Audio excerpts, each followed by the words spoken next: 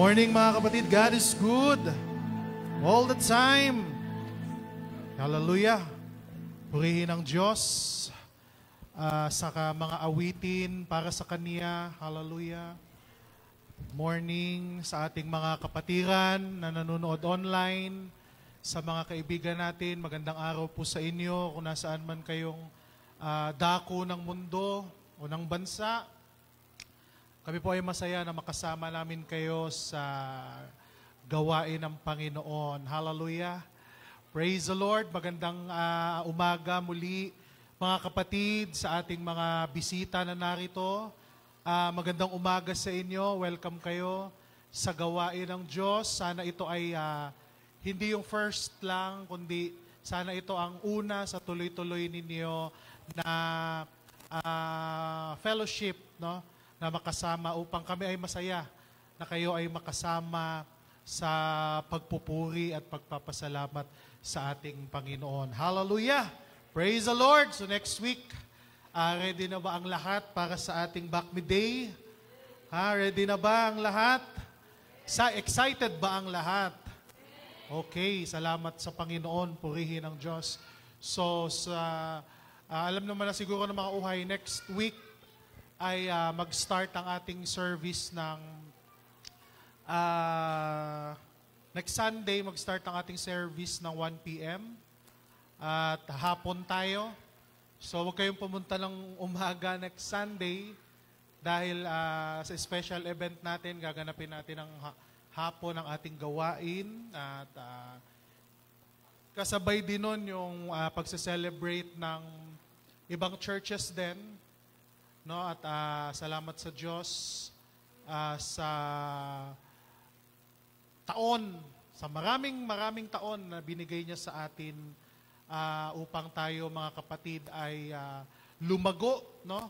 Itong gawain ng Back-Me ang ginamit ng Panginoon upang tayo ay lumago sa ating paglilingkod at sa ating relasyon sa Panginoon. Palakpakan naman po natin ang Lord. Hallelujah. Praise the Lord na tayo ay naligtas sa ministeryo ng Diyos na ipinagkatiwala niya sa ating mga lingkod. Hallelujah. At praise the Lord. Diniling ko nga po tayong muli ay tumayo. Hallelujah.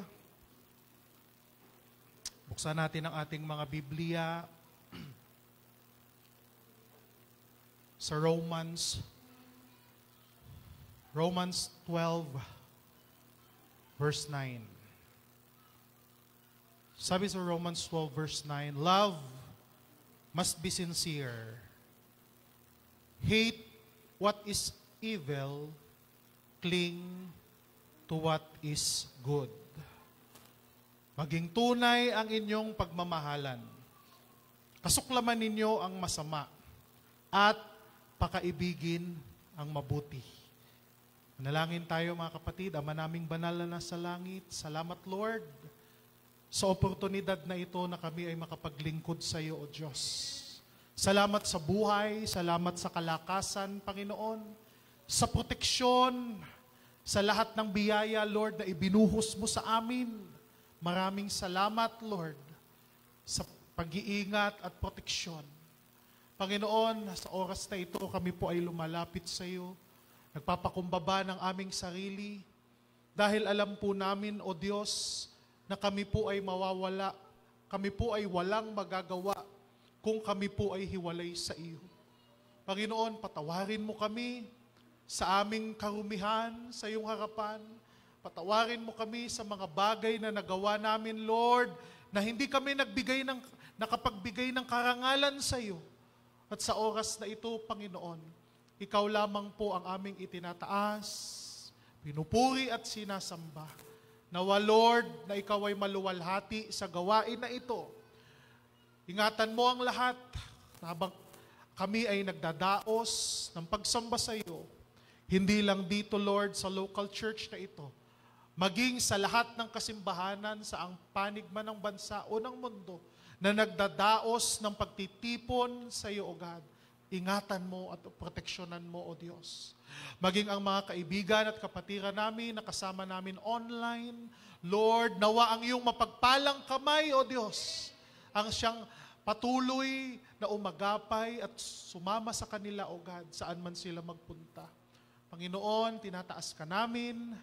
Ikaw lamang po ang dapat maitaas, wala nang iba.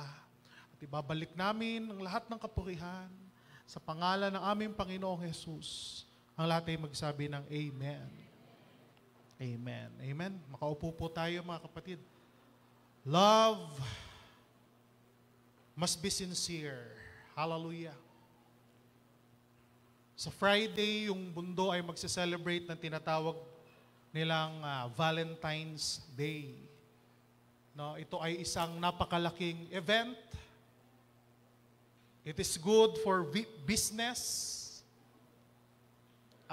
Magiging mabenta na naman ang mga bulaklak. Tama ba? Magiging mabenta na naman ang mga love cards, ang mga chocolate. Marami na naman magkakadiabetes. At mapupuno na naman ang mga restaurants. Mapupuno ang mga kainan, di ba? Mapupuno ang mga, yung iba mapupuno ang mga apartel. Di ba? Pagka mga ganitong season. At sa atin, mga kapatid, ano po ba ang kinalaman natin sa mga celebration na ito? No? Na kung minsan nakikita rin natin na marami ding mga Christians ang bumabati sa kanilang mga kaibigan, sa kanilang mga mahal sa buhay, na nagpapakita ng pakikiisa sa ganitong gawain. So yung pag-uusapan natin dito mga kapatid, pamagatan natin the truth about Valentine's Day.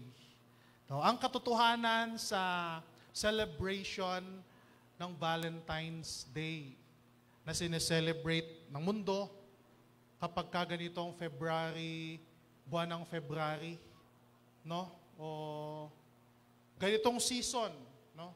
Sabi ko, dapat matapik natin din. Although nagiging topic naman na natin siya, pero mas maganda na paalalahanan natin, no? Kasi sa ating mga kabataan or sa atin din mismo, no, na tayo ay maalam, no? Alam natin ang prinsipyo at aral ng Biblia. So the truth about Valentine's Day. So as a Christian, as a believer of Christ, ano po kaya ang ating magiging prinsipyo pagdating sa bagay na ito? Ito po yung pag-aaralan natin. No? Kasi minsan parang nagiging wala lang, parang nagiging normal, parang sumasabay tayo sa trend, no? Sumasabay tayo sa uso kapag ka-season na ganito.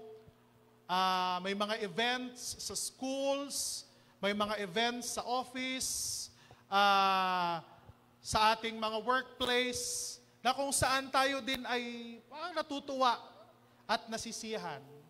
Ngunit dapat maging paalala sa atin na sa lahat ng mga bagay na nagpa-participate tayo, dapat alam po natin kung bakit, no? At kung ano ang background ng celebration na ito. And obviously, being a Christian, ano ang reason kung bakit dapat tayo ay hindi nagpa-participate ng ganitong event? So reason number 1, why? Pag tinignan po natin, no, sa encyclopedia, kung ano itong Valentine's Day at kung saan ito nag-start, makikita po natin na ito ay originally, 1,000 years ago, isa itong celebration na kinuha sa ancient Roman festival, no? Ito ay isang ginagawa na noon, no? Ng mga tao na nauna sa atin, especially sa West, sa Europe, na kung saan iba-iba yung mga festival na kanilang iginagawa, no? At isa rito, yung tinatawag nating Lupercalia Festival, no? Originally known as Lupercalia. Dito po kinuha yung tinatawag natin na Valentine's Day ngayon, no? Itong Lupercalia ay sineselebrate noon pa man mula February 13 hanggang 15. So pasok yung ating date ngayon na nakasanayan ng mundo ng February 14. So nakita natin kung paano ginagawa noong unang panahon yung mga leprosy or mga priest. Nung time nila, sila po ay naghahandog sa kanilang Diyos-Diyosan. Sila po ay pumapatay ng mga hayop. Let's say for example,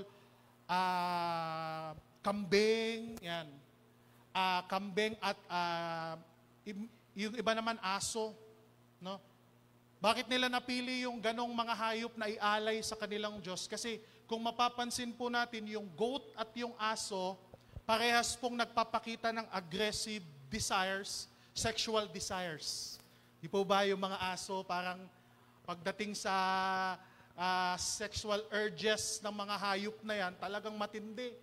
No? Katulad ng aso, lahat na lang papatungan, kahoy, upuan, o kahit ano, may ganun silang instinct.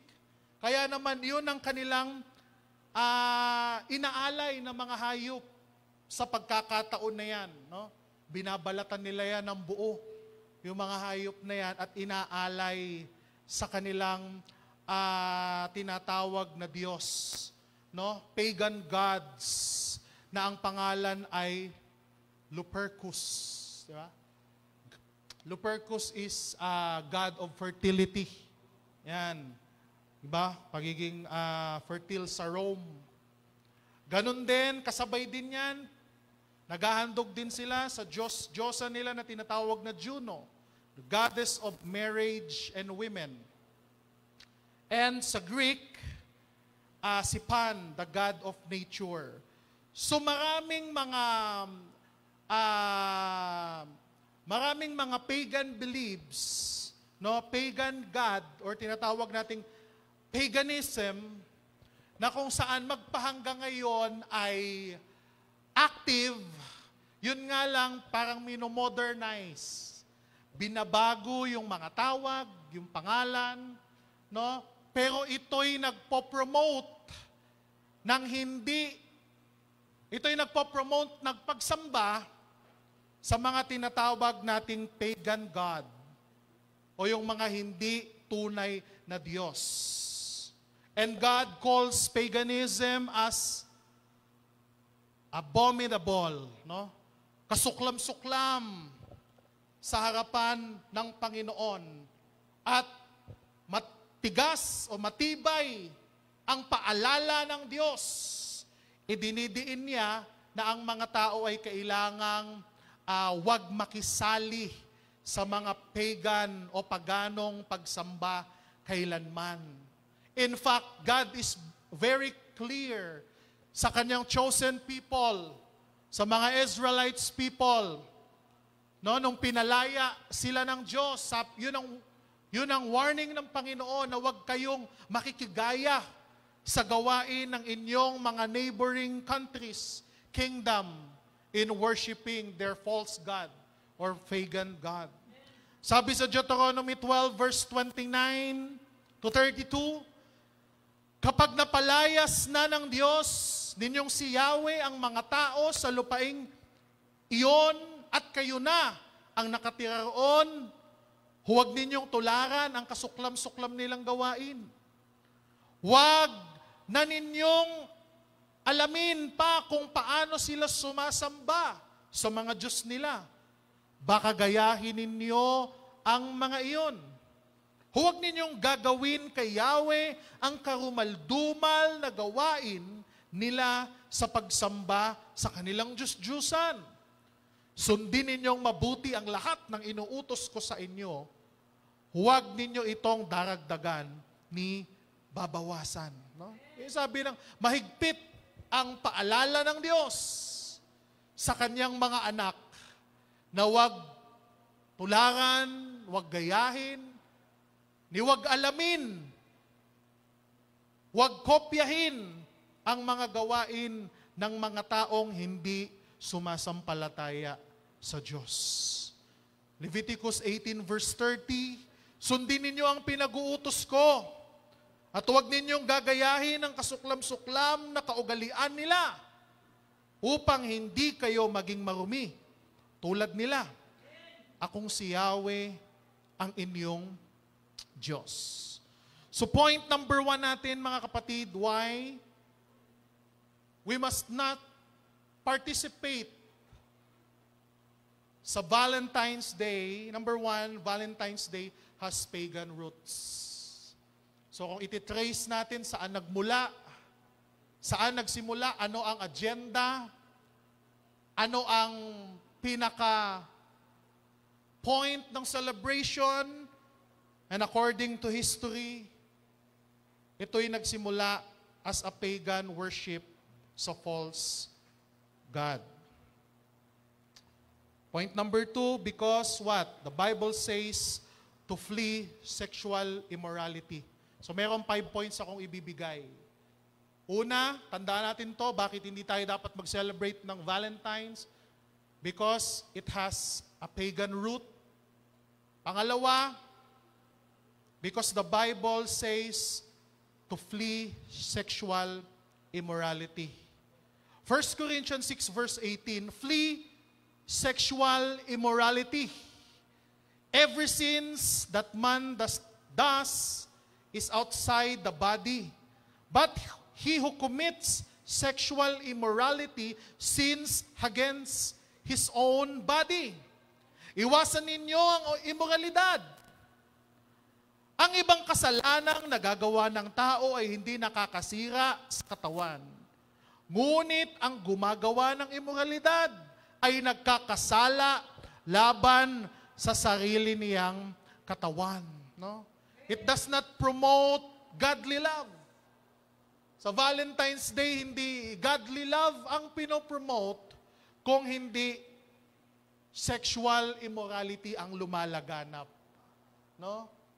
Pagsasama ng mga tao, babae at lalaki, ginagawa ang mga bagay na ginagawa lang dapat ng mga taong mag-asawa. No? At ito'y ginagaya even ng mga kabataan, nakikipag-date sa labas, ginagawa kung ano yung tinatawag na 2025 na, it's normal. Di ba?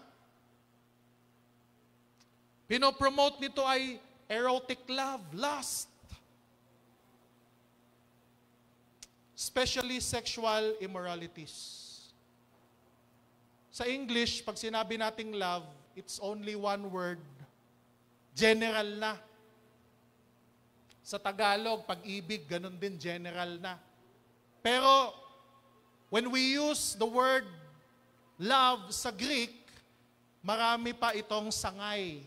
No? Especially yung tinatawag natin na agape love. Ito yung pinakamataas na uri ng pag-ibig. No? Agape love. Unconditional love.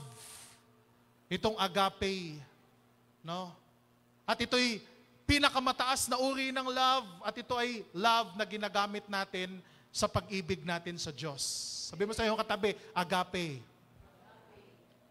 Yun yung pagmamahal ng isang mananampalataya sa kanyang Panginoon, sa Diyos. So it is the highest form of love. Agape. Pangalawa, sa Greek, meron pang isang sangay yung pag-ibig, yung tinatawag nating storge. Storge is a love affection for your family. Hello? Diyan pa ba kayo? Kung mahal nyo yung nanay nyo, ikaw bilang anak, yung nafe-feel mo para sa kanya, storge love. Di ba? Mahal mo yung iyong kapatid. Kahit mas paborito siya ng inyong nanay, mahal mo pa rin ang kapatid mo, storge love. Di ba? So ito especially ginagamit sa family members, pinsan, kamag-anak, No? The third one, sa Greek, we call it phileo. Or ito yung pagmamahal na para sa kaibigan lang. No? Kaya, minsan, huwag ka masyadong mag-expect. Baka phileo love lang yung nafe-feel sa'yo ng friend mo. O kaya ng crush mo. No, hindi pala, yung pala, pinapaasa ka lang niya kasi kinokopyahan ka niya pag exams. O kaya, pinapaasa ka lang niya dahil inuutangan ka niya. Di ba? Pag gipit siya. So, huwag ka masyado mag-expect. So, friendly love, phileo, ang tawag doon. At ito namang pang-apat, yung pinaka-lowest sa kanilang lahat, pinakamababang uri ng pagmamahal, kung pinakamataas yung agape, yung last naman ay yung pinakamababa, ito yung tinatawag nating eros love. No? Ito yung parang sexual, romantic or sexual yung habol. Hindi ka naman talaga love. No? Kaya lang, meron lang siyang napapala sa'yo. No? Meron lang siyang kailangan na makukuha niya sa'yo. At obviously, ito'y sexual desires. So yun ang nakikita natin kapag ganitong season na ginagawa ng mga tao, pinopromote yung hindi agape love, hindi, di ba, storge or phileo, sinasabi lang nila yun. Pero ang pinopromote talaga nitong event na ito ay yung tinatawag nating eros or sexual love. No? Mabuti yun kung yung mga tao ay mag-asawa. Okay yung eros kasi normal yon sa mag-asawa. Kinasal sa harapan ng altar. Pero ang problema, maraming gumagawa nun na hindi naman mag-asawa na tinatawag. So sabi ng 1 Corinthians 6:19 verse 20, or do you not know that your body is the temple of the Holy Spirit who is in you, whom you have from God, and you are not your own? For you were brought a price. Therefore, glorify God in your body and in your spirit, which are God's. Hindi ba ninyo alam na ang inyong katawan ay templo ng Espiritu Santo na nasa inyo at ipinagkaloob ng Diyos sa inyo? Hindi ninyo pag-aari ang inyong katawan sapagkat binili na kayo sa isang halaga. Kaya't gamitin ninyo ang inyong katawan upang maparangalan ang Diyos. Kaya nga, pag meron tayong ginagawa na ganito, hindi natin napaparangalan ang Diyos. Isa pa, sexual immorality brings a lot of heartbreaks. Di ba? Ginagamit ka lang, wala naman palang intensyon na ikaw ay panagutan. Di ba? Pag nagbunga na ang maling ginagawa, pag iniwan ka na sa ere, ano mangyayari? Anong mapapala? Heartbreak. Sakit sa puso. Sakit sa kalooban. Di ba? Ano pang pwedeng mapala? Disease, sakit. Napakaraming kumakalat na sakit ngayon. At nadadagdagan pa ito kapag ka-Valentine's Day. HIV, AIDS, ano pa? Maaaring kumalat. Sexual transmitted disease, di ba? Ano pang pwedeng mangyari sa tao? Magkaroon siya ng negative emotions. Social problem, kaya tumataas yung depression. Wala akong date sa 20, sa 14. Nade-depress ako. Ha? O kaya niloko ko ng jowa ko. Ako yung pinangakuan niya, pero iba yung kadate niya. Kaya mabuti pa, dito na ako sa taas ng overpass. O kaya mabuti pa, dito na ako maglalakad sa release ng MRT. Di ba? Maraming nangyayaring hindi maganda.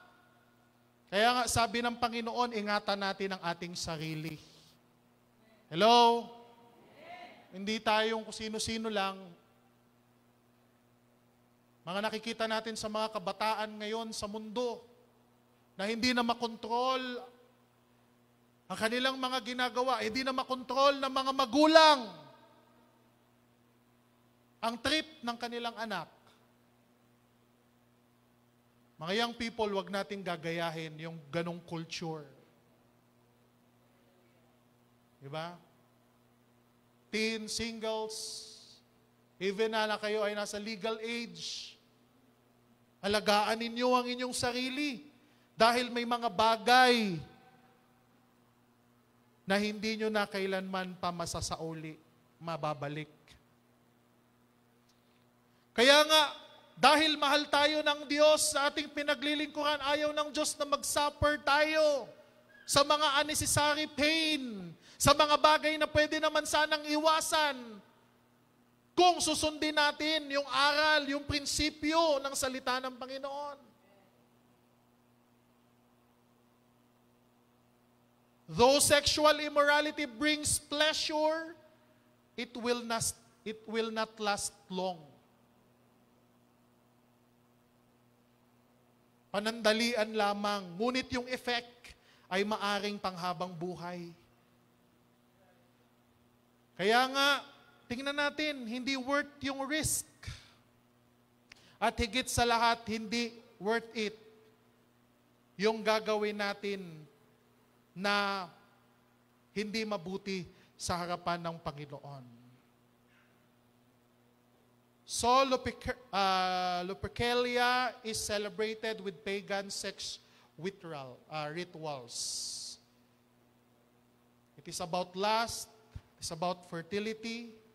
Yun to yung believe nila. Kaya nga, napakahalaga na hindi natin ito ginagaya, hindi tayo nakikisali. Because merong evil spirit yun eh. Hello? Lahat ng celebration para sa false God, para sa pagan God, merong evil spirit na karugtong. So pag ikaw Christian, ikaw believers, nagpa-participate ka, binabati mo yung husband mo, binabati mo yung wife mo, or magde-date kayo exactly sa February 14 talaga.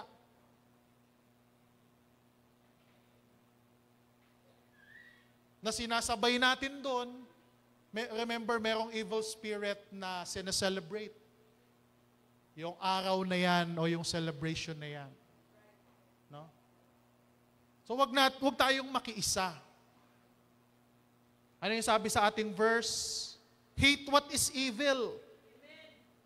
Cling to what is good. Hallelujah.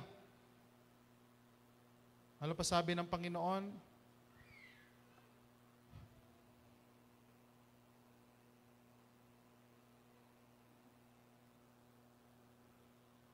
Another thing, nabanggit ko na sa inyo to noon, no? Na yung sineselebrate noon ay meron silang ginagawa noon, tradisyon, yung mga nagpauso nitong Valentine's Day before na ito'y tawagin, no? Na every year, naghahandog sila sa kanilang mga false god. At pagkatapos, itong February 13 to 15, meron silang tinatawag na lottery na bubunot ka, di ba, ng pangalan ng isang, let's say, babae. At pag nabunot yung pangalan ng babaeng yon, magsiserve siya for 1 year doon sa nakabunot ng pangalan niya. At magiging slave ka, or kahit anong gustong gawin sa'yo ng lalaking nakabunot sa'yo. No? Magiging slave ka, magiging alipin ka ng kahit ano, sexual disarmament yon ng nakabunot sa'yo. Yun yung isang ginagawa nila noon, tradisyon, para daw sila ay pagpalain, ba, yung kanilang mga tanim. So hanggang matapos yung taon na yon at iba na naman ang mabunot noon, no? Parang lottery, saka matatapos yung kalbaryo mo. Di ba? At ito rin ay ginagamit, at ito rin ay pinoportray, di ba, sa ating eskwelahan. Pagka ganyang Valentine's, may nabubunutan sa kabilang section or sa classmate mo. Tapos hindi naman kayo magkakilala, biglang kayo yung nabunot, biglang kunwarian, ikakasal kayo. Alam niyo yung ganon? Di ba? Bunot-bunot. No? So parang kamukha talaga nun yung nangyayari. Bunot-bunot, tapos kunwari, kayo ang ipag-prepare, ipagsasama, na ganyan, companionship, di ba? Kaya, merong itong tinatawag nating dark secrets. No, merong mga madilim na sikreto, mga madilim na nakaraan na ngayon ay hindi natin namamalayan ay muling ginagawa at tinatangkilik ng mga tao na hindi talaga nila nalalaman kung saan nag-originate, ano talaga ang reason behind sa mga ganitong celebration. At anong sabi ng Word of God? Gusto ng Lord, no, na He wants us to flee from all sexual immorality. Point number 3, Christians are called to love, not to lust. Believers are called to love, agape love, not to lust, eros love. Sa Valentine's, maraming mga tao na hindi naman mag-asawa, na nagiging exempt na lang o palusot na lang na magkaroon ng ganitong tinatawag na premarital sex. At katulad nga nun, maraming buhay ang nasisira. Ano yung meme na pag February 14, yung mga lalaki yung naghahabol sa babae. Pero after February, magbilang ka lang ng 9 months, baliktad na yung hinahabol na sa yung lalaki na. Tatago na. Nakita niyo yun? Yung merong meme na yung babae tumatakbo, hinahabol ng lalaki kasi magpe-February na, magba-Valentine's. At after nun, 9 months after, syempre, nanganak na, hinahanap na kung sinong tatay, wala na, di na magilap. No? Kaya, lalong dumadagdag sa kahirapan ng bansa. Saan na naman aasa yung iba? Di ba? Sa mga ayuda ng gobyerno. Sa ayuda ng ayuda. Tapos napupunta lang sa mga hindi naman deserve. Di ba? Yung mga ayuda kung minsan nagtutulak sa mga tao na maging tamad. Imbis na magtrabaho, asa na lang sa ayuda. Yung iba, yung ayuda pinangbibisyo. Yung ayuda pinangmamadyong. Inaabuso ng mga tao. Maganda yung layunin, pero inaabuso ng mga tao at tinuturuan tayo maging pabigat lalo sa lipunan. Di ba?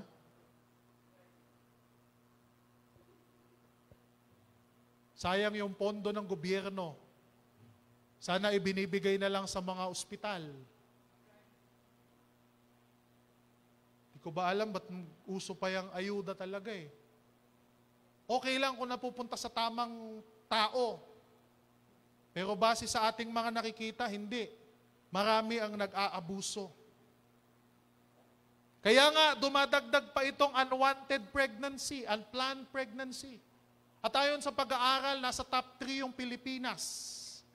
Pagdating sa naghihirap at dumadagdag na populasyon nitong mga unplanned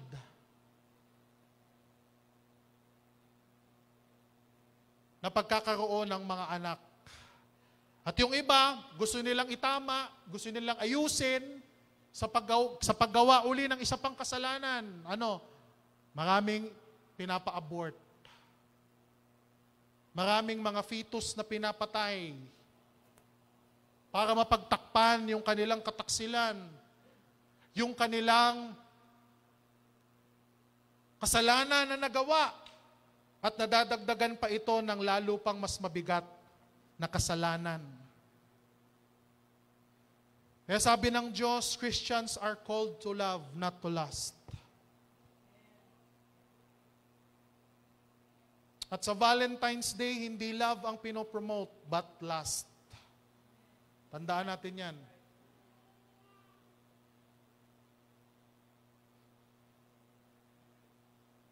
Kaya nga Christians, huwag kayong mag-celebrate specific day pa, February 14 din. Mga born-again Christians, huwag kayo sumali. Bakit hindi nyo i-date yung inyong asawa i-date nyo araw-araw? Ha? Kung kaya, di ba? Fishbowl lang. Ano lang. Soft drinks lang, o monay. Ba?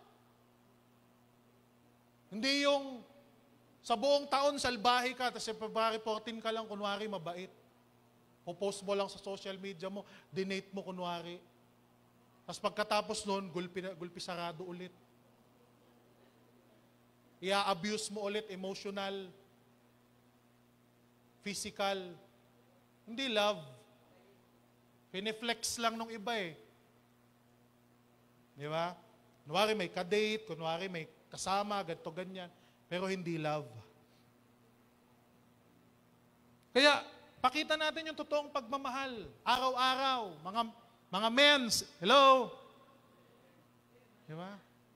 Mga mens, hello? Tingnan nga natin sa February 14 kung sino yung mga magpupost nito eh. Yung iba pa simple, walang post pero nagde-date. Basta walang nakapost na, nag-date lang kami na timing, walang pasok eh. Di ba?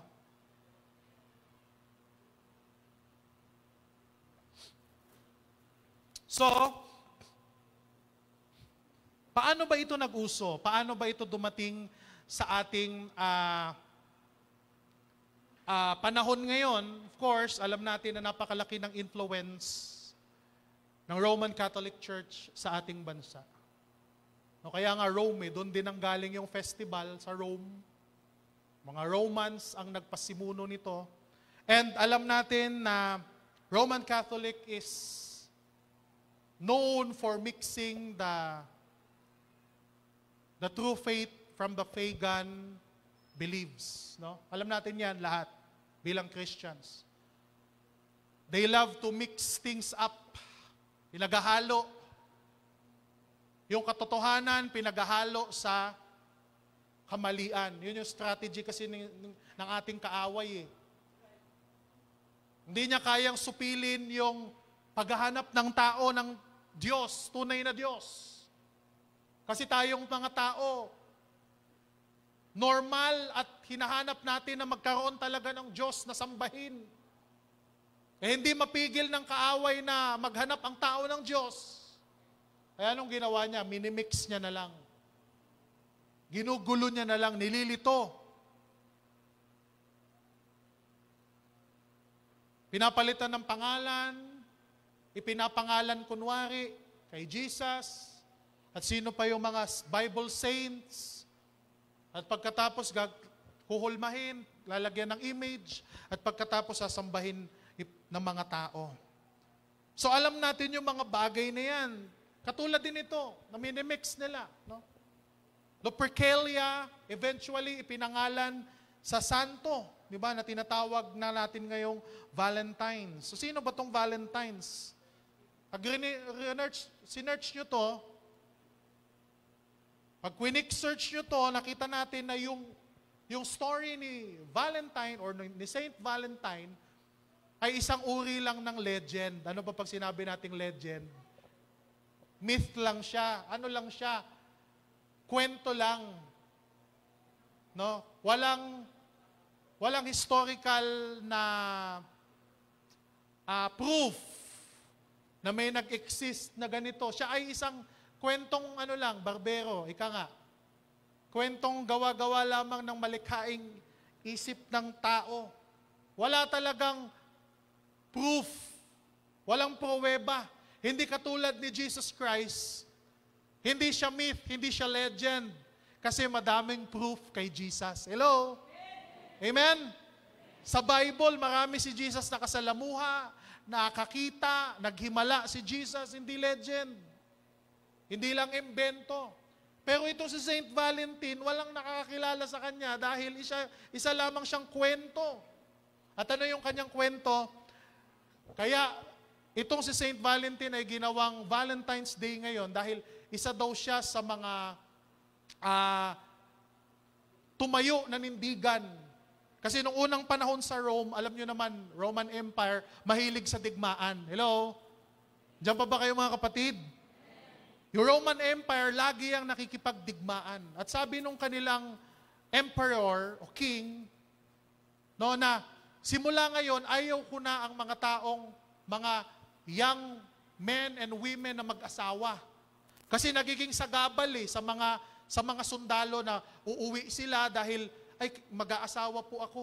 So ipinagbabawal ni Claudius II na yung lahat ng mga kalalakihan noon ay mag-asawa. Para walang uwian, dun lang sa battlefield yung mga sundalo. No? So ang story, ganito, ito daw pong si Valentine, isang priest, palihim niyang ikinakasal yung mga gustong mag-asawa nung time na yon. No? Kaya naman, nung nahuli siya, nalaman na inano niya, hindi siya sumunod sa utos ng hari, siya ay ipinapatay. No? Kaya naman siya ay ginugunita ngayon, sa kanya ipinangalan yung tinatawag na Valentine's Day para maalala siya o yung kanyang nagawa nung panahon na yon. Kaya lang, ang problema, ang ganda ng story, pero ang problema, hindi naman yun totoong nangyari. Yun ay isang lamang, totoong ipinagbawal na ikasal yung panahon nila, pero yung tao na sinasabi nila, si Valentine ay hindi talaga napatunayan, kaya naman ito ay hindi talagang totoo. Kaya naman minix sa faith, sa believe, naging santo, kaya naman ngayon yan ang nangyari, sineselebrate na ng mga tao paglipas ng daang taon hanggang sa ating henerasyon ngayon, no? Yun na ang nangyari, yun ang story, no? Pero kung ating sisiyasatin, ating titingnan, ito ay walang kinalaman upang ang Panginoon, ang Diyos, ay mabigyan ng parangal sa buhay natin. Amen? Ito ay walang kinalaman, hindi nakakadagdag sa pagpapalakas ng pananampalataya sa Diyos. Bagkus, nadagdag pa nga sa mga santo na kinikilala ng tao. Naglalayo, nagliligaw palalo sa Diyos na tunay na ating Panginoong Jesus. No? Kaya nga hindi totoo yung Valentine's Day na love is in the air. Ang totoo, pinopromote nun ay lust. Dahil according to the Bible, ano ba para sa Diyos? Ano ba yung definition ng love? Di ba? What is God's definition of love? Sabi sa 1 Corinthians 13:4-5, ang pag-ibig ay matyaga at magandang loob. Hindi maiinggitin, hindi mayabang, ni mapagmataas man, hindi magaspang ang pag-uugali, hindi makasarili, hindi magagalitin o mapagtanim ng sama ng loob sa kapwa. Hindi ito natutuwa sa masama, sa halip ay nagagalak sa katotohanan. Ang pag-ibig ay matiisin, mapagtiwala, puno ng pag-asa, at matyaga hanggang wakas. Amen? So ano daw ang pag-ibig? Ito'y matyaga. Hindi ito demanding, hindi ito materialistic. Hindi ito quitter. Na pagka nagsawa ka na, iwan mo na lang sa ere.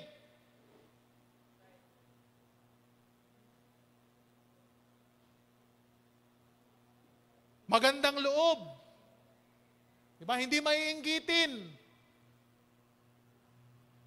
Hindi yung papasok ka lang, gagawa ka lang ng mga bagay na yan para may ka-date, para ipag-flex, ipagyabang, para may masabi kunwari, no? Hindi mayabang, hindi mapagmataas. Ang totoong pag-ibig, hindi magaspang ang ugali. February 14 ka lang mabait, bibigay ka pa ng flowers. Pero sa mga susunod na araw, hanggang matapos ang 1 taon, magaspang ang ugali mo.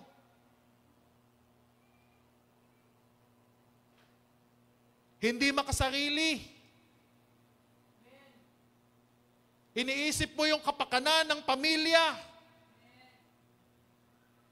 Hindi makasarili. Hindi magagalitin. O mapagtanim ng sama ng loob sa kapwa.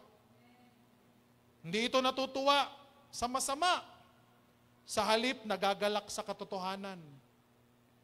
Ang pag-ibig ay matiisin. Di ba? Kaya sa mag-asawa, tiisan talaga hanggang ano. For better or for worse. Till death do us part. Di ba? Amen? Alalahanin nyo yung pangako sa altar. Eh, ang tanong, kung dinala ka sa altar. Kaya napakahalaga, daling ka sa altar. Kaya huwag kayong magpapaloko sa mga tao. Mga lalaking ganyan. Mga babae, magpakatalino kayo. Hello? Marami niyan.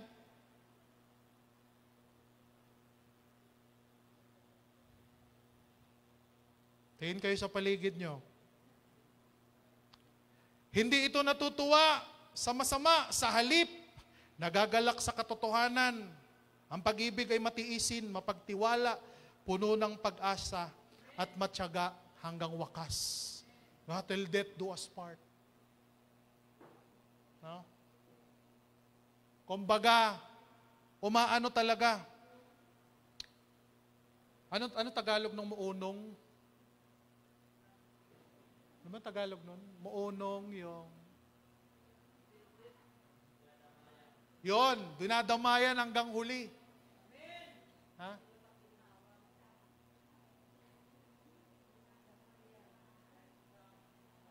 Yung iba may karamdaman pa yung asawa eh. May reserve na nakaabang. Di ba? Pero ang totoong pag-ibig, dinadamayan hanggang wakas. Nagtsatsaga. Hallelujah. Yun ang totoong love. Pero itong Valentine's, promote lust. Kunwari lang, sinusugarcoat lang kunwari. No? 2 Timothy 2 verse 22, kaya nga iwasan ninyo o iwasan mo ang masasamang hilig ng kabataan sa halip ay pagsikapan mong maging matuwid, tapat, mapagmahal, at mapayapa kasama ng mga taong may pusong malinis na tumatawag sa Panginoon. 1 John 5 verse 3, sapagkat ang tunay na pag-ibig sa Diyos ay ang pagtupad sa Kanyang mga utos. Kung totoong mahal mo ang Panginoon, tinutupad mo ang Word of God. Tinutupad mo ang salita ng Diyos. Tinutupad mo ang aral ng salita ng Diyos, ang prinsipyo ng salita ng Diyos. Yun ang iyong ginagawa sa iyong buhay kung talagang iniibig mo ang Panginoon. Kung talagang iniibig mo ang Diyos, susundin mo ang Kanyang mga utos. Kaya nga mga kapatid, yung nangyayari sa Valentine's is just an opposite of what love is truly are. Really, truly are.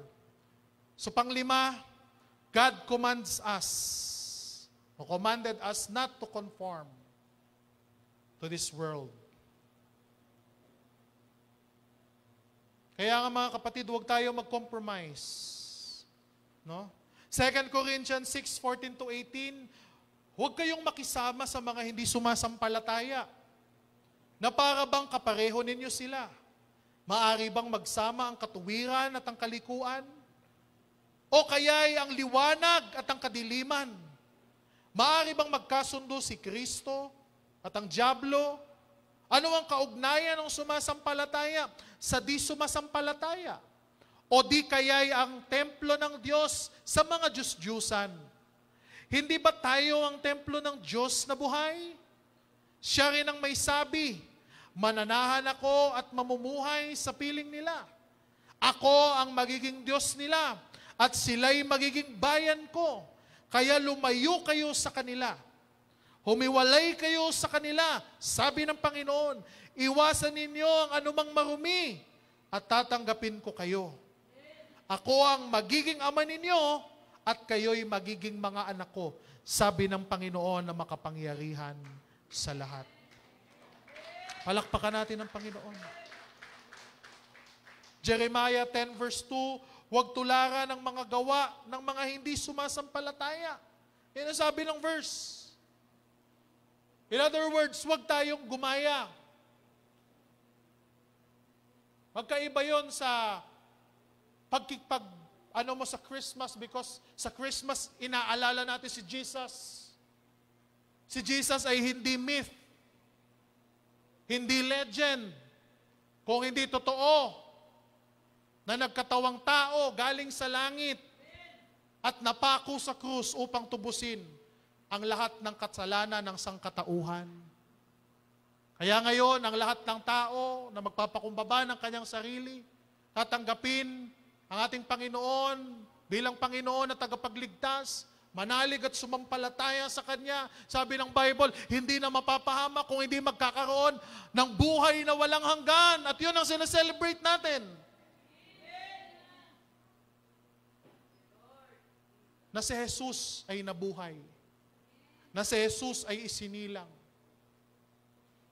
At naranasan niya kung anong nararanasan nating mga ordinaryong tao. But Valentine's Day is different. Yun ay walang kinalaman sa Panginoon o sa Diyos. Colossians 2:8, mag-ingat kayo upang hindi kayo mabihag ninuman sa pamamagitan ng mga walang kabuluhang, karunungan at pandaraya na ayon sa mga tradisyon ng mga tao, ng mga alituntunin ng mundong ito, at ang mga ito'y hindi ayon kay Kristo.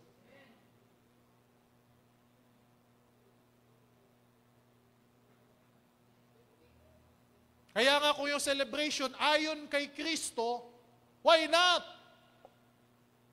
Parangalan natin ang Diyos, parangalan natin ang anak. Pero kung ang tradisyon, kung ang ginagawa ay walang kinalaman sa Kanya, hindi ito dapat salihan ng mga totoong anak ng Diyos. Because we want the truth. John 8:32, makikilala ninyo ang katotohanan at ang katotohanan ang magpapalaya sa inyo. Romans 12:1-2, kaya nga mga kapatid, alang-alang sa masaganang habag ng Diyos sa atin, ako'y nakikiusap sa inyo na ialay ninyo ang inyong sarili bilang isang handog na buhay, banal at kalugod-lugod sa Diyos. Ito ang karapat-dapat na pagsamba ninyo sa Diyos. Huwag kayong makiayon sa takbo ng mundong ito.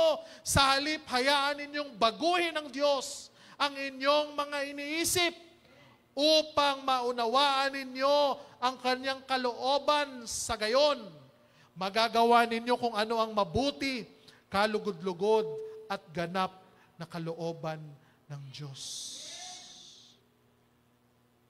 Kaya nga, yung darating na celebration, Christians, No? Stay at home. Read your Bible. Karoon kayo ng devotion. May bala kayo, palipasin nyo na lang muna ng ilang araw. Huwag nyong isasabay kasi pangit tingnan. Kilala kayong mga believer. At kung gusto nyo mag-express ng love sa inyong spouse, sa wife, sa husband, gawin natin araw-araw. Sa mga lalaki, mag-entrega kayo ng maayos. Hello? Sa mga babae naman, lutuan ninyo ng maayos na ulam. Hindi yung pag-uwi ng mister nyo, traffic, bugbugan pa sa sakayan, commute, nakatayuan lang. Pagdating doon, pagbukas ng kaldero, walang laman. Ha? O kaya may ulam na, ang natira na lang, dukot. Alam niyo yung dukot, yung totong?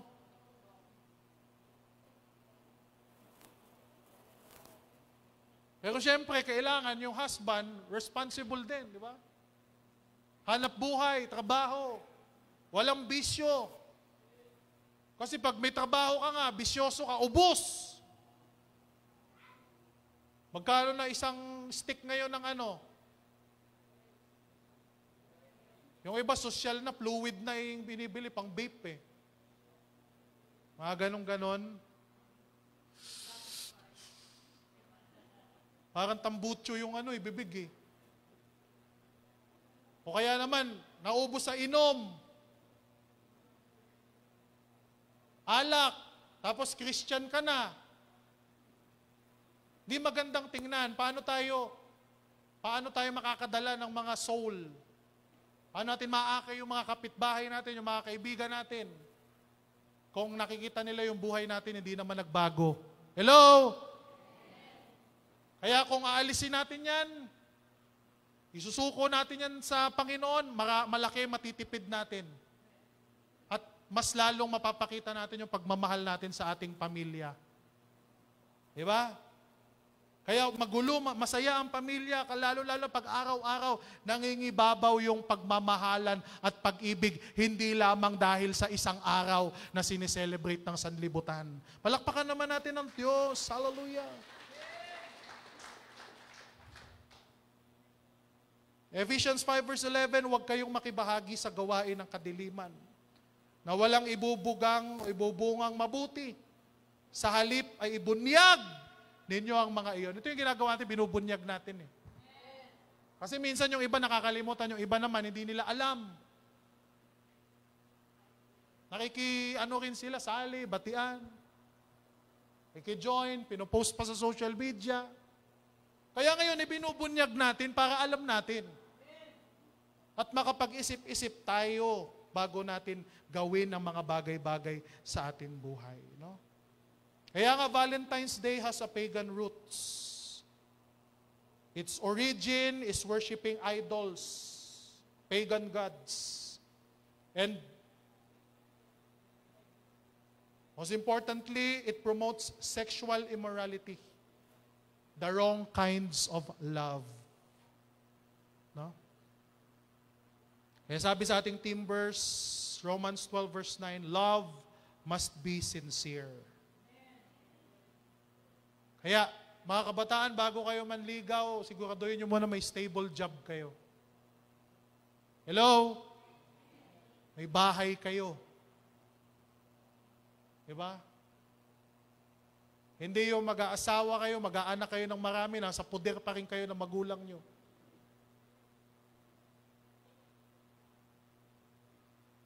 Planuhin ninyo ng maigi. Mga kababaihan, teens, singles, bago kayo magsagot-sagot ng mga manliligaw, siguraduhin nyo muna na kaya kayong buhayin. Hindi yung 3 na, 4 na, 5 na yung mga anak nyo, nagmo-Mobile Legend pa rin yan.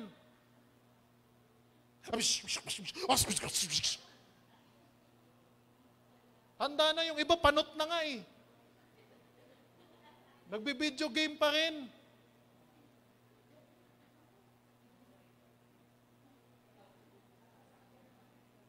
Halos magkakaapo na, nandun pa rin sa poder ng lolo. Magkakaapon na sa tuhod. Tamo, pag nakita, ganun talaga. Kahit walang kain yan ba, walang dala sa pamilya. No, mga babae, mag-ano kayo, gamitin nyo yung ano nyo. Ha? Mga girls.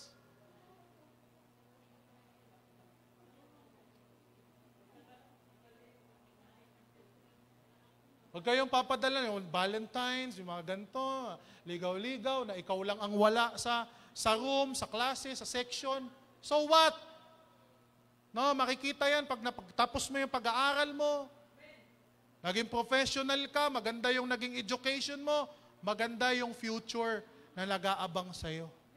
Palakpakan natin ang Panginoon, mga kapatid. Mga kabataan, mga lalaki, bago kayo manligaw, mahiya-hiya naman kayo. Ha?